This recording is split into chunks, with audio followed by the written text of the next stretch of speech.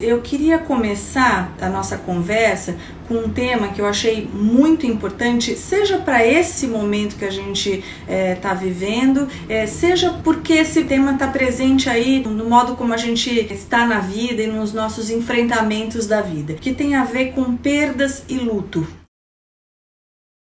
É um tema bastante difícil sempre esse, porque o luto, em especial, tem a ver com a temática da morte. Se a gente fala em perda, a gente fala em morte, mas não precisa ser necessariamente de morte, né? A gente pode ter perdido um sonho, ter perdido um relacionamento com alguém, mas quando a gente fala em luto, necessariamente a gente fala em morte. E geralmente, a gente, como diz o Heidegger, a gente se esquece da morte. Aliás, a gente precisa esquecer um pouco da morte para continuar vivendo. Imagina se todo dia a gente levantasse e pensasse, hoje eu vou morrer, hoje pode ser que eu vá morrer. Não ia dar para viver dessa forma, né? Então, frequentemente a gente precisa se esquecer disso, a gente precisa se distrair dessa temática da morte e da finitude para que a gente consiga fazer planos, para que a gente consiga continuar vivendo. Só que esse tema é inevitável, ele está presente na nossa vida, a gente se depara com ele o tempo inteiro. A finitude, ela não está presente só na morte em si, ela está presente nos nossos limites. A gente todo dia se depara com limitações. A gente não pode fazer tudo o que a gente quer, a gente não pode ser tudo o que a gente gostaria de ser. Então essa temática da finitude é uma temática muito presente, porque a gente se depara com ela frequentemente no nosso dia a dia, em todos os nossos dias. Voltando aí para a questão da morte, esse tema é um tema muito difícil, porque a morte de um ente querido é sempre vivido como algo muito violento para nós. E aí a morte implica então em muito sofrimento, em muita tristeza, e é por isso que é tão difícil para a gente lidar com ela. A morte, ela é uma perda, e se a gente for falar sobre perda, a gente pode pensar que é uma perda na verdade, de uma relação que ainda poderia ser vivida, do que ainda poderia acontecer. A gente não perde o passado que já aconteceu com aquela pessoa, a gente perde o que está por vir, a gente perde o futuro, a gente perde a continuidade com aquela pessoa. É isso que é tão doloroso, porque nos é arrancada de nós a possibilidade de vivermos a continuidade da vida com aquela pessoa. Em relação às perdas, a gente está vivendo um momento de muitas perdas, né? Não só de perdas de pessoas, como perdas de sonhos, de alguns sonhos que foram planejados. Então imagine pessoas que fizeram planos de viajar, de começarem um curso, planos de se casar, enfim, tem sempre uma perda aí pra gente pensar, ou seja, é um momento em que a gente está em contato direto com essa questão da finitude. Um momento como esse, né, um momento de grande ameaça como esse que a gente está vivendo, é um momento em que a gente está sempre pensando, sempre sendo obrigado a se lembrar que a finitude existe, que a morte existe, que nós estamos constantemente ameaçados. Isso tudo que eu estava falando para vocês, que a gente tenta se esquecer no dia a dia, é algo que a gente vem lembrando todos os dias. E eu acho que para a gente poder lidar com essa questão das perdas, dessa desestruturação que nós estamos vivendo, a gente está vivendo uma desestruturação econômica, um desmonte de estruturas econômicas e de saúde, que são os dois nossos principais pilares de sustentação. Para a gente lidar com essas perdas, com essa condição de precariedade que parece que essa situação vem mostrar pra gente, com essa condição de fragilidade, com essa lembrança de que nós somos finitos, para que a gente lide com isso, é preciso primeiro que a gente aceite esses sentimentos. Assim como quando a gente está vivendo um luto, quando a gente perde alguém muito querido, é preciso que a gente aceite os nossos sentimentos, de que nós estamos tristes, de que nós estamos nos sentindo vulneráveis, de que muitas vezes vem um sentimento grande de frustração, de raiva. Então, se permitir sentir isso é o primeiro passo para que isso ajude a passar, para que haja a elaboração do luto e a elaboração da perda. Então, não é se exigir o tempo inteiro estar bem, exigir uma alta performance, que você seja produtivo igual no seu trabalho após ter vivido uma perda, seja ela de qual ordem for, desde que tenha sido uma perda significativa. Então, esse momento em que a gente está vivendo parece que não é um momento da gente ter grandes exigências com a gente mesmo. É o momento da gente primeiro aceitar o que está sentindo, entrar em contato com o que está sentindo e aceitar isso para que isso possa passar. É do contato com o sentimento, da gente identificar o que está sentindo e da gente se permitir sentir, que aumenta a chance de que isso se transforme, de que isso passe, de que a gente consiga elaborar o que a gente está vivendo, né? Muitas vezes o momento de perda, justamente porque a gente entra em contato com a nossa finitude, acho que todas as perdas, independente de serem de pessoas, mas a morte de um sonho, a perda de uma relação, faz com que a gente entre em contato, com que a gente se depare com a finitude, seja a nossa finitude, seja o fato de que nada está garantido, né, de que tudo pode ser finito. Então, toda perda ou toda situação de crise pode fazer com que a gente abra um espaço para ressignificação, para ressignificações. O que é ressignificar? Esse é um tema muito importante. Ressignificar tem a ver com a gente significar novamente, mas não igual. É a gente significar de um jeito novo. É a gente abrir a possibilidade de construir novos sentidos para um fato, para algo vivido, para uma relação. Então, a ressignificação tem a ver com construir um novo olhar, com uma expansão de olhar sobre uma situação. Às vezes a gente tem só um modo de ver a situação, só um modo de enxergar o que a gente viveu lá no passado, uma situação difícil, uma situação triste que a gente viveu lá no passado. A ressignificação, ela promove uma ampliação de olhar. A ressignificação de pontos da vida tem a ver com uma transformação no modo da gente olhar, da gente sentir e da gente se relacionar com aquilo que nos aconteceu. É como se a gente integrasse aquilo a gente. Quando algo não está significado, é porque algo está fora da gente. A gente fica com aquele tema se repete na nossa vida. Quando a gente ressignifica, né? Quando a gente atribui novos significados e novos sentidos, é como se a gente integrasse aquela vivência, aquela experiência, aquele sentimento, por mais difícil, por mais sofrido que ele tenha sido, a gente integrasse a gente. E isso não significa fazer de conta que não aconteceu aquilo, mas significa a gente conseguir ultrapassar o que nos aconteceu. Muitas vezes a gente vive situações na vida, ou a gente vive relacionamentos, situações difíceis num relacionamento, em que a gente fica parado nela, fica fixo nela. A vida continua e a gente fica fixo naquilo que nos aconteceu. Ressignificar tem a ver com a gente atribuir novos sentidos, integrar isso a gente, se apropriar do que nos aconteceu e dar seguimento à vida. É isso que é a ressignificação. Ou seja, a gente está falando de transformação. Ressignificação tem a ver com a gente transformar o modo de ver, o modo de pensar, o modo de sentir, para que a gente possa dar continuidade à vida. Esse momento em que a gente está vivendo, então, ele pode ser aproveitado como um momento de ressignificação, porque a gente está vivendo em contato direto com a questão da finitude. E quando a gente se depara com isso, com os nossos limites, com a morte, com a nossa fragilidade, com a precariedade, a gente pode abrir espaço para ressignificar. Então, uma coisa muito importante desse momento em que a gente está vivendo também é da gente pensar que a gente está vivendo frustrações, mas que esse momento vai passar, essa pandemia vai passar. Eu venho falando isso para vocês já há algum tempo. Assim como outras situações passaram, como outras pestes passaram, como a gripe espanhola, por exemplo, passou, como as guerras passaram. Então, esse momento também vai passar.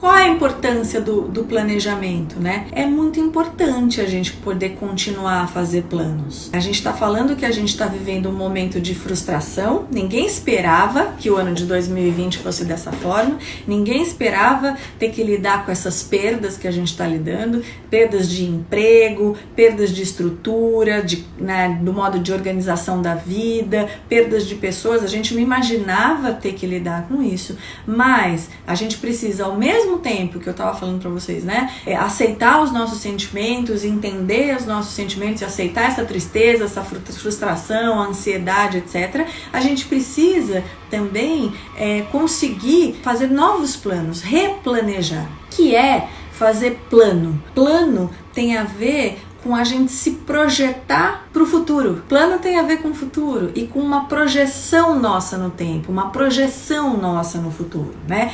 O plano, ele dá direcionamento para a vida. Na medida em que ele projeta a gente para o futuro, ele dá um direcionamento na vida. Agora, tem uma questão importante.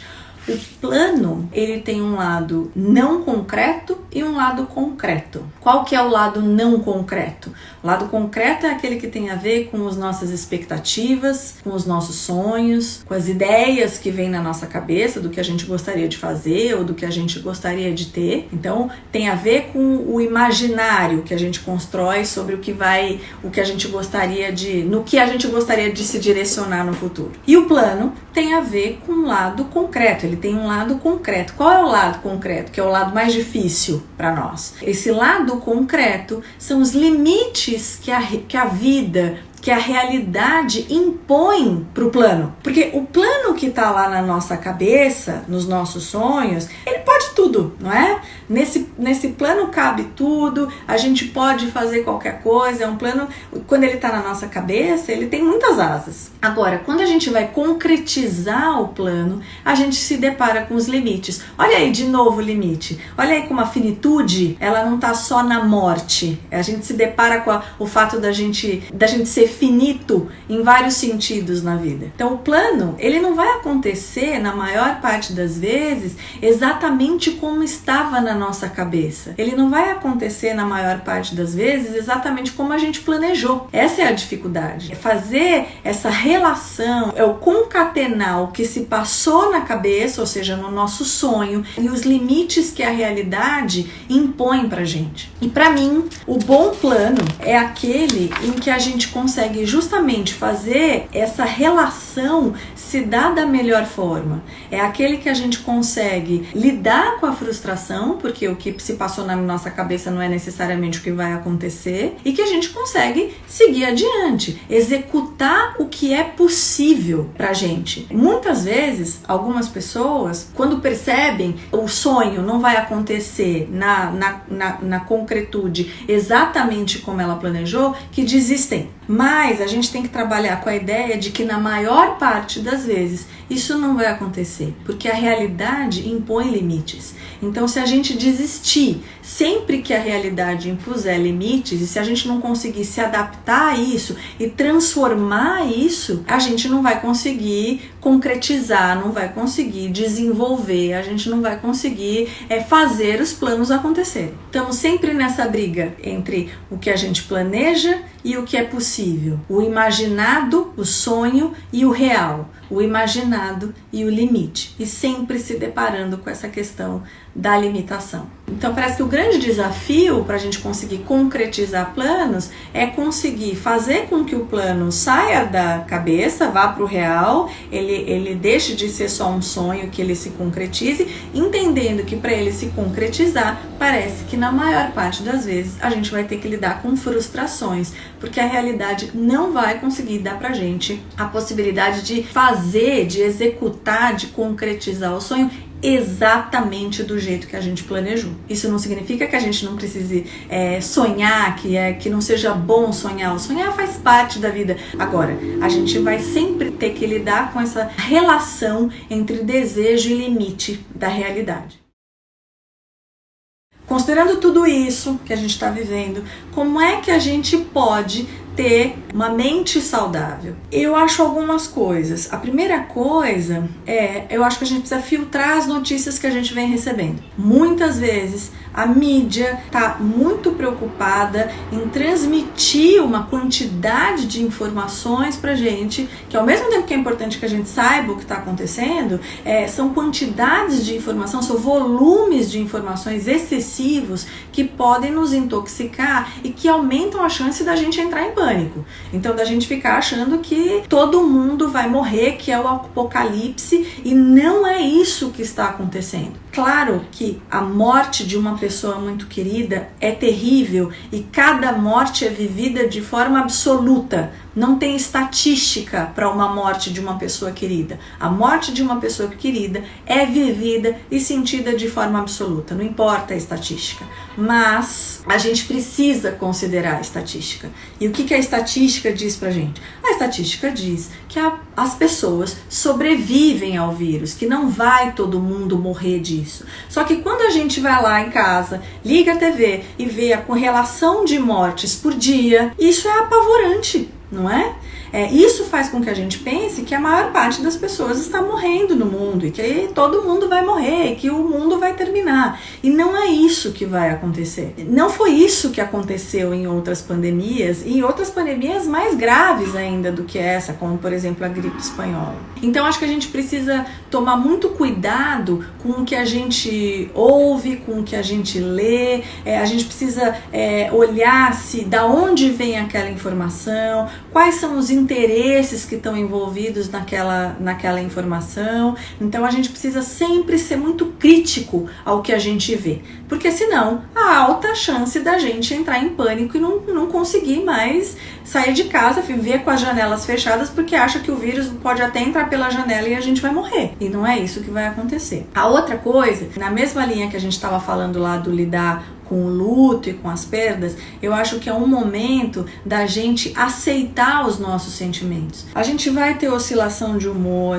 a gente vai ficar irritado, vai ter variação no modo de estar, então um dia tá melhor, no outro dia tá pior, num dia tá mais ansioso, no outro dia tá menos ansioso, a gente vai ficar triste, a gente vai ficar preocupado, porque não é um momento fácil financeiramente também. Pensem no que a gente falou, de que é um momento em que as nossas principais estruturas de segurança estão ameaçadas, a saúde e a economia. O que garante a continuidade da vida? A saúde e a economia. Essas duas estruturas estão ameaçadas. Então, é natural que a gente tenha todas essas oscilações de humor e que a gente se sinta ameaçado, frustrado, com medo, ansioso, irritado. É um momento que exige muito da gente. E é importante que a gente se permita sentir tudo isso. Porque se a gente fica tentando controlar o que a gente sente, né, não se permitindo sentir isso, querendo levar a vida como se nada tivesse acontecendo, exigindo muita performance, a gente pode ser que não fique bem, que algo mais grave se desenvolva. Então, para a gente conseguir passar por tudo isso, é importante a gente aceitar que a gente não vai estar na nossa máxima potência nesse momento, que a gente vai ter essas variações, essas oscilações de humor. Bom, a outra coisa que eu acho que ajuda a lidar com esse momento, a ter uma mente mais saudável, é a gente pensar que esse momento vai passar e a gente pensar em replanejar, em construir novos planos, como a gente falou lá sobre os planos também. A gente tentar se adaptar e tentar replanejar a vida daqui para diante. E a gente buscar também atividades que façam sentido. Claro que a gente está muito limitado, que a gente está preocupado, que está irritado. Agora, buscar atividades que façam sentido, que distraiam, que pode ser assistir filme, que pode ser ler livro, que pode ser jogar com as crianças. Enfim, alguma coisa que dê prazer, que faça sentido, é muito importante nesse momento, porque a gente também precisa descansar, a gente precisa se distrair um pouco de tudo isso que está acontecendo. Eu acho que uma outra coisa que ajuda é a gente se manter nas nossas relações. Então é a gente falar com as pessoas que são importantes pra gente, embora a gente não esteja vendo todo mundo, né, podendo encontrar as pessoas, mas você poder ligar, manter contato, fazer Zoom.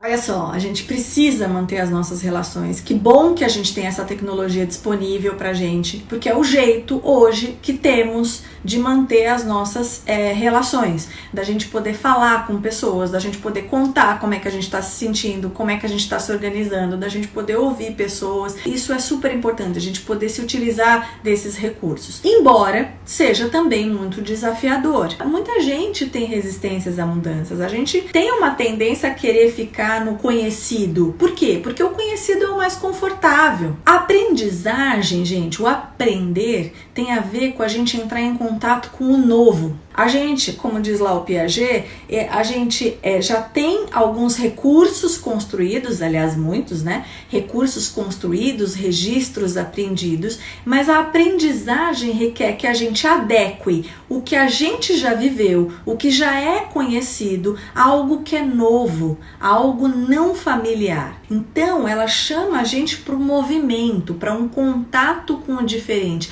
É essa a resistência que muitas vezes a gente tem, de fazer esse movimento, do sair do conhecido para ir para o novo, do deixar o novo habitar dentro de nós. É bonito a gente pensar na aprendizagem dessa forma, como o novo habitando na gente, o novo e o conhecido se misturando, se mesclando. É isso que é aprender. É isso que possibilita que a gente se desenvolva, que a gente se expanda. Pensando nesse momento, que o desafiador também é entrar em contato com novas tecnologias, isso significa uma possibilidade de expansão. Nós, psicólogos, por exemplo, a gente não é habituado a fazer atendimento online, a gente gosta do presencial e precisa do presencial. Só que é um momento que a gente precisa lidar com esse recurso de atendimento. E que bom que a gente tem ele disponível, porque senão as pessoas não poderiam ser atendidas.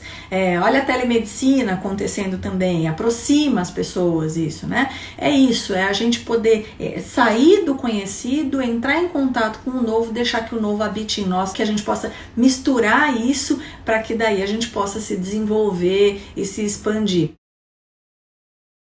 Eu acho que a gente se indaga sobre o sentido da vida justamente quando a gente entra em contato com a finitude, de qualquer forma. Não estou falando de perda, nem estou falando necessariamente da nossa morte, mas quando a gente entra num contato mais profundo com a finitude, seja de algo que a gente tinha uma expectativa grande que acontecesse e algo que, desde que seja algo assim muito significativo, a gente entra em contato com essa questão de qual que é o sentido da vida.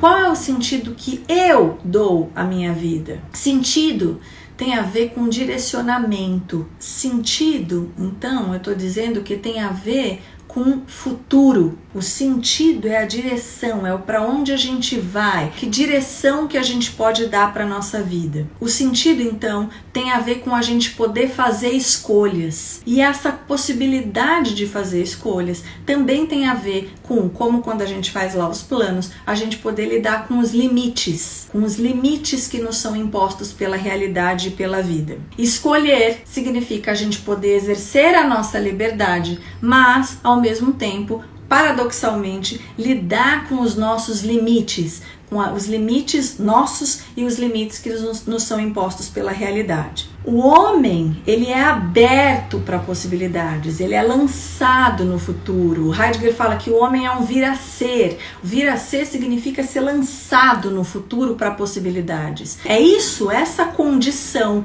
que tem a ver com a nossa liberdade. Só que a liberdade não tem a ver com a gente fazer o que a gente quer. A liberdade tem a ver com a gente querer o que a gente fez. Ou seja, a gente querer as escolhas que a gente fez, considerando que essas escolhas, elas também sofreram limitações. A gente não pôde escolher tudo que a gente quis. Escolher, gente, tem a ver com renunciar. Não tem escolha sem renúncia. A gente sempre tem que renunciar a algo. Se você escolhe uma profissão, você renuncia a N outras profissões. Se você escolhe namorar uma pessoa, você renuncia a N outras pessoas. Tudo que a gente escolhe, a gente abre mão, a gente renuncia a outras coisas. Se a gente não consegue renunciar, a gente não consegue escolher. Então, geralmente, as pessoas que querem ter tudo, não conseguem escolher, ficam lá paralisadas, porque não dá para ter escolha sem renúncia. Escolha também tem a ver com a gente confiar na gente, confiar que vai dar certo. Se você acha que já vai dar tudo errado,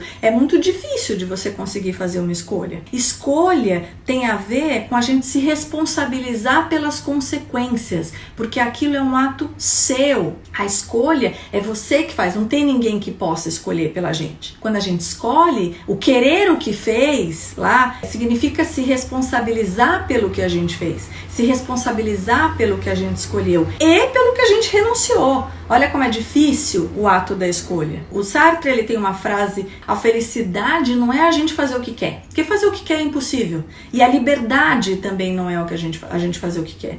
A liberdade e a felicidade tem a ver com a gente querer as nossas escolhas, querer o que a gente escolheu, mesmo que não tenham sido boas escolhas. Às vezes acontece. A gente não faz boas escolhas o tempo inteiro, mas a gente pode aprender com as escolhas que a gente fez. O sentido da vida, o sentido, né, que a gente atribui à nossa vida, o direcionamento, esse impulsionamento para futuro, ele tem a ver com a gente poder escolher, com a gente conseguir renunciar, com a gente se apropriar do que a gente escolheu e das responsabilidades que envolvem isso, com a gente poder viver esse futuro que está aberto pra gente, mas considerando que isso tem limites. Tem um ex-professor meu, o Guto, ele tem uma frase que eu trouxe aqui para vocês, que ele diz assim, ó: a vida é um permanente convite para realizarmos o melhor possível aquilo que tivemos a possibilidade e a oportunidade de realizar. Olha que coisa bonita. É isso que é a vida e o sentido da vida. É a gente poder realizar o melhor possível aquilo que a gente teve a oportunidade. A gente não tem oportunidade de tudo e a gente não pode tudo. Mas é a gente poder dar o nosso melhor nisso e a gente poder querer o que a gente fez, ainda que o que a gente tenha feito não tenha sido exatamente o que a gente pensava, né? Mas teve uma possibilidade de expansão, de aprendizado nisso. Como é que será o recomeço? E eu acho que a gente pode pensar sobre esse último tema em 3 âmbitos. O primeiro âmbito é que a gente pode pensar num ponto de vista que eu chamei aqui de ponto de vista de mudanças de estruturas. O que eu tô chamando de mudanças de estrutura? Eu tô falando que esse novo momento que a gente está vivendo e talvez que a gente vá viver após a pandemia, parece que é um momento que nos chama para lidar com mudanças na organização de trabalho. Então as pessoas estão fazendo mais, já estão, né, fazendo mais home office do que indo até os seus escritórios, os seus trabalhos. Então tem um uso muito grande de tecnologias para aproximação das pessoas e para que as pessoas possam efetivamente trabalhar. A gente pode falar que pode ser que haja mudanças na ocupação dos espaços públicos. As pessoas vão agora a restaurantes, a bares, a shoppings, então com um contato mais reduzido, usando máscaras. Então parece que essa é uma mudança também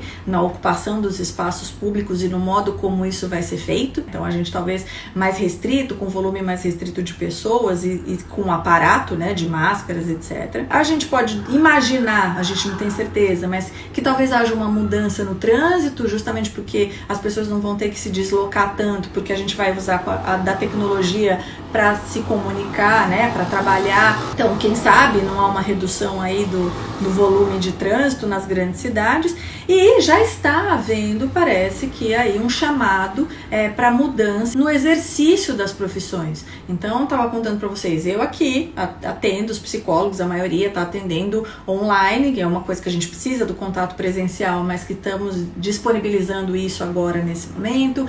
Temos aí a utilização da telemedicina, então os médicos também desenvolvendo recursos para que possam exercer suas profissões desse jeito. As pessoas não precisando mais talvez se deslocar tanto e viajar tanto, reuniões acontecendo de forma virtual. Em termos de educação também, então se pensando até em uma educação agora híbrida, em que haja momentos de aulas presenciais e momentos de aulas online. Aí eu acho que a gente já enfrenta um desafio importante, porque eu acho que as escolas que estão mais preparadas para lidar com isso são as escolas de classe média e classe alta. Então a gente tem que cuidar para que não haja um distanciamento maior ainda entre as escolas públicas e as escolas particulares. A gente já vive esse distanciamento grande, então se as escolas públicas não tiverem essa infraestrutura, vai ser muito difícil um aluno acompanhar o aprendizado, os estudos. Então acho que isso é um grande desafio aí que a gente tem para enfrentar, mas são mudanças possíveis. Acho que a gente pode pensar no que a gente vai enfrentar do ponto de vista da saúde mental também. Uma pessoa falou assim, Ana, como é que vai ser o mal-estar no recomeço? Eu acho que a gente vai enfrentar mal-estares, a gente tende a enfrentar e a gente vai ter que estar preparado para enfrentar mal-estares mesmo. Por exemplo, um aumento, talvez a gente viva um tempo em que haja um aumento aumento da depressão, um aumento do número de casos de crise de ansiedade, de toque, justamente porque a gente está vivendo aí um momento de medo, de vulnerabilidade, de perda, e a gente vai precisar ainda lidar com essas perdas por algum tempo e com essa sensação de vulnerabilidade por algum tempo. Aliás, pesquisas mostram isso, que muitas vezes quando há uma tragédia num país, como foi o 11 de setembro, por exemplo, que as crises de ansiedade, as crises de pânico e depressivas perduraram por um tempo maior. Então a gente vai precisar ter um cuidado grande com a saúde mental e também se preocupar em formar um aparato aí, né, de ajuda, de profissionais que ajudem as pessoas a lidarem com isso. Os casos de ansiedade, eu acho que, e aí eu não tô falando nem da ansiedade como crise de ansiedade agora, mas eu acho que talvez seja natural que a gente fique mais ansioso, porque talvez a gente vai ter que enfrentar momentos de aumento da desigualdade social por conta dos desempregos, das questões econômicas que a gente vai ter para enfrentar. Então, acho que a gente vai precisar lidar com isso também, dessa questão da ansiedade. E acho, ao mesmo tempo, que a gente está vivendo um laboratório emocional nesse momento, onde parece que está havendo um realce das virtudes e das não virtudes, né? Então, a gente vê pessoas muito solidárias e se tornando mais solidárias, mais preocupadas com o outro, em ajudar um outro, em ficar presente, e pessoas muito individualistas. Não sei se vocês estão tendo essa experiência, e aí pensando só em si, ao mesmo tempo que a gente vê algumas pessoas em pânico, algumas pessoas negando a situação, se comportando como se nada tivesse acontecendo,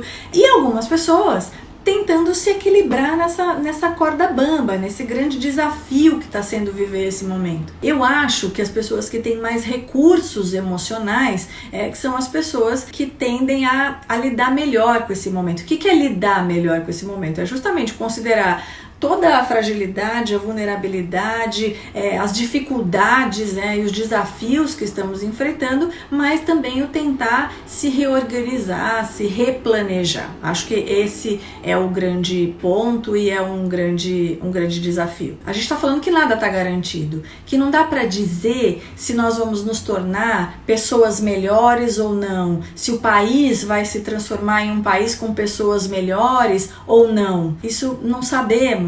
Se a gente for pensar historicamente, depois da Segunda Guerra Mundial, depois da crise espanhola, não sei se a gente se transformou, se a humanidade se transformou em melhor, em termos gerais, no sentido de ser mais solidária, de não ser individualista. Agora, eu acho que todo momento de crise como esse que a gente está enfrentando e de lidar com que a gente está sendo chamado para lidar com as nossas fragilidades, são oportunidades para a gente poder se transformar, para a gente poder se expandir, para a gente poder se desenvolver. Agora, pode ser que aconteçam coisas bonitas também. Eu acho que o bonito tem a ver com a gente aproveitar esse momento para se apropriar mais da gente. O se apropriar da finitude, como Heidegger diz, tem um lado contraditório, porque assim, ao mesmo tempo que a gente vive uma angústia do se apropriar da finitude, isso é libertador, porque isso pode fazer com que a gente atribua mais sentido à nossa vida, ao que a gente faz, às pessoas, às relações que nós temos, pensando que o atribuir sentido tem a ver com a gente escolher.